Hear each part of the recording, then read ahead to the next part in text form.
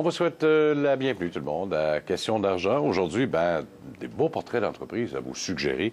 Ligne by Net, entre autres, qui sera notre invité, M. Julien Trassard, qui est le président et directeur général de cette entreprise. Daniel Langlois viendra nous parler de l'événement Stratégie PME 2014. Mais tout d'abord, tout seigneur, tout honneur, les gens de colocation pour l'hébergement web, entre autres, et les TI, Collodé. Patrick David, qui est président et directeur général, a accepté notre invitation ce matin. Monsieur David, bonjour. Bonjour. Parlez-nous un peu de votre entreprise, d'abord et avant tout. Vous avez décidé d'investir quand même plusieurs millions de dollars dans la région de Drummondville. Absolument. Collodé est un nouveau joueur dans le domaine de la colocation neutre au Québec. Nous avons acquis les anciennes installations de disques Amérique pour transformer l'ancienne usine en un centre informatique. Essentiellement pour des raisons stratégiques. Nous sommes dans le marché depuis des années et on a ressenti le besoin, d'infrastructures de colocation à Drummondville. Bon, là, il faut bien spécifier qu'est-ce que c'est exactement votre Collodé, parce que pour vous qui avez les serveurs, ça, c'est vos clients qui sont les serveurs. Absolument. Collodé est une entreprise de colocation. En fait, c'est un modèle d'affaires qui existe partout sur la planète, aux États-Unis, en Europe. Des grands joueurs internationaux opèrent des installations de colocation. La colocation, c'est le fait de mettre à la disposition des entreprises qui ont eux-mêmes des serveurs, des infrastructures permettant de les faire fonctionner. Donc, ça prend de l'électricité, ça absolument. prend des besoins. Donc, il fallait trouver un local qui était suffisant, puis il a fallu réinvestir là-dedans aussi. Oui, tout à fait. Le nerf de la guerre dans notre domaine, c'est l'accès à l'électricité en abondance. Pourquoi? Parce que c'est un lieu commun maintenant de le dire, mais les serveurs consomment énormément d'électricité et aussi, des cabinets de serveurs ont besoin d'un environnement particulier en termes de capacité portante, de hauteur. Donc, ce ne sont pas tous les bâtiments qui se prêtent à Climatisation, entre autres, aussi. Absolument. Là. Il faut être capable d'installer de la climatisation, du refroidissement. Ça se fait par des chillers, etc. Donc, vous avez 8000 pieds carrés d'espace d'espace d'affaires à la disposition des gens. Là, on voit à l'intérieur, mais là, on voit l'entrepôt en tant que tel. Là, c'est vide, là, un peu. Oui. Là. Mais en fait, il y a plusieurs photos. Il y a une salle qu'on a déjà aménagée, qu'on appelle Collodé 1, qui est déjà aménagée avec des cabinets et aussi, en fait, toute l'infrastructure nécessaire. Mais l'espace, on a, évidemment, l'ancienne usine de Disques Amérique est un espace formidable pour faire de la colocation. À cause de sa constitution, c'est un immeuble qui était destiné où on opérait des salles blanches, où on fabriquait des CD. C'est un immeuble qui a été construit par phase aussi. Puis nous, quand on est arrivé là, on s'est dit c'est le plus bel endroit pour faire de la colocation qu'on ait visité. Ça a coûté 35 millions. Vous avez investi 35 millions. Qu'est-ce que vous aviez à rénover tant dedans? Est-ce qu'il fallait remettre à niveau, par exemple, tout le système électrique, revoir la façon dont on pouvait faire la disposition des différentes salles, l'agencement? Vous avez parlé de plusieurs structures qui ont été faites au fil du temps. Alors, il fallait réagencer tout ça ou quoi? En fait, le programme d'investissement de 35 millions est un programme qui va s'échelonner sur les 4 années d'aménagement du centre, parce que puis c'est la façon de procéder dans l'industrie. Le plus important, c'est d'avoir une infrastructure qui permet le développement et ensuite on y va comme tous nos compétiteurs de façon prudente.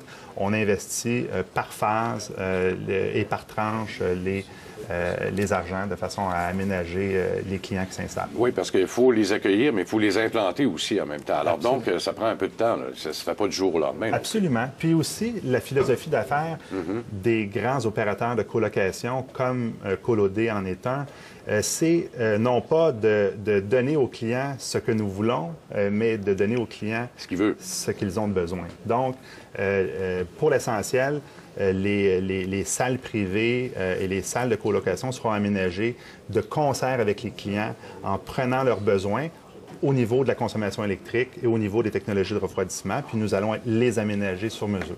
Bon, c'est ça qui est important, parce que là, vous avez 100 000 pieds carrés d'entrepôt, 8000 pieds pour avoir des locaux également pour ceux, les gestionnaires, probablement, et ceux qui auront à s'occuper des équipements. On s'entend ici que ce ne sera pas de la location temporaire, de la colocation temporaire. Ce sont des clients qui sont là pour un long moment aussi. Absolument. Les clients en colocation signent généralement des contrats de 3 à 5 ans. Donc, pour l'hébergement de leur cabinet, en fait, ils installent leurs serveurs dans les cabinets pour un contrat de 3 à 5 ans. Et ça crée évidemment des besoins auprès de leurs employés. Donc, on doit leur fournir un espace d'affaires pour que les informaticiens puissent venir travailler. Là, vous vous retrouvez en plein cœur, là, entre Québec et Montréal, à peu près, là. À quelques kilomètres près, on est en plein centre des deux. Pourquoi pas avoir choisi un endroit comme Québec ou encore un endroit comme Montréal où la majorité des entreprises techno se retrouvent au lieu de le mettre en plein milieu sur la 20? Parce que ça, puis vous pourrez poser la question à votre prochain invité de Link.net qui connaît bien aussi nos infrastructures. On est arrivé dans le domaine de l'organisation des infrastructures TI au Québec, comme partout dans le monde, à un moment où on ne peut plus installer la totalité de ces serveurs dans les grands centres. Les clients institutionnels, les grandes sociétés financières, les banques sont à la recherche d'espaces situés à certaines distances des grands centres. La règle du pouce dans l'industrie, souvent, ce que les clients recherchent, c'est à 100 km. Pourquoi? Pour des raisons de gestion du risque, tout simplement. Okay.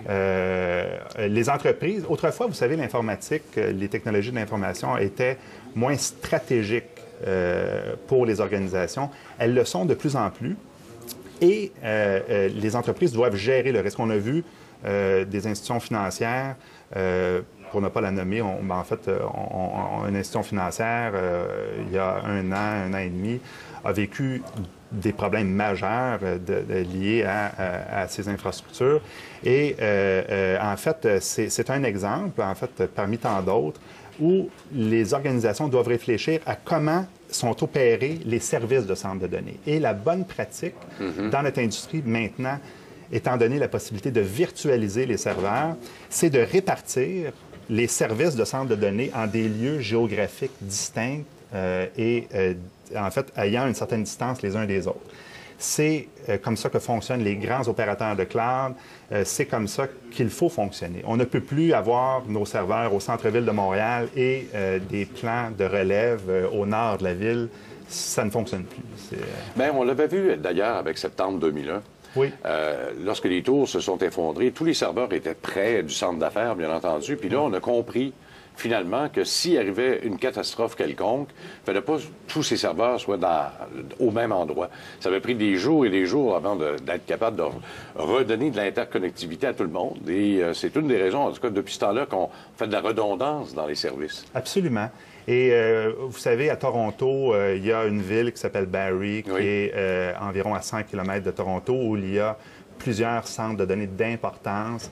Drummondville, en fait, a toutes les qualités requises pour, selon nous, puis selon aussi, en fait, Hydro-Québec, qui installera son centre de données, qui l'annoncera dans les prochains mois. Toutes les qualités requises du point de vue stratégique pour devenir une ville où les entreprises peuvent installer leurs serveurs. Bien, Patrick David, extrêmement intéressant. Merci beaucoup de votre venue ce matin. On revient dans un instant tout de suite. Un plaisir.